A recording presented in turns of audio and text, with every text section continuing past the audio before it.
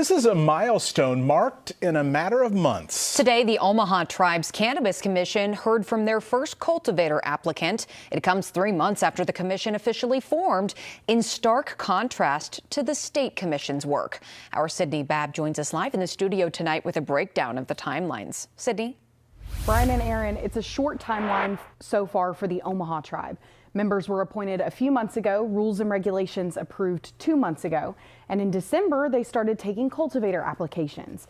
The tribe's attorney general told me that they hope to have everything in line with cultivators, manufacturers, and distributors by the end of the year. Comparatively, Nebraska voters overwhelmingly approved medical marijuana in 2024. Now, the state's Cannabis Commission met for the first time in June, and since then they have approved 2 cultivator licenses and are looking for 4 total.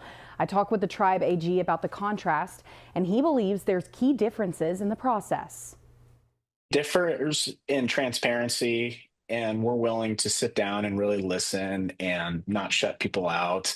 We're coming from this from a standpoint of we actually believe in this industry and we want it to succeed and flourish. There has been no evidence, in fact, the opposite from the Nebraska Cannabis Commission, showing that they are not actually interested in supporting the industry. They're more so interested in prohibiting reasonable access for patients, and it's due to political choices made from state government, unfortunately.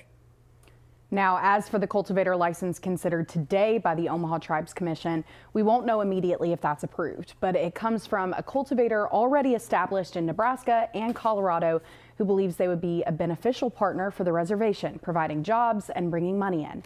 In the studio, I'm Sydney Babb, First Alert 6. Yeah, certainly a stark difference between those two plans.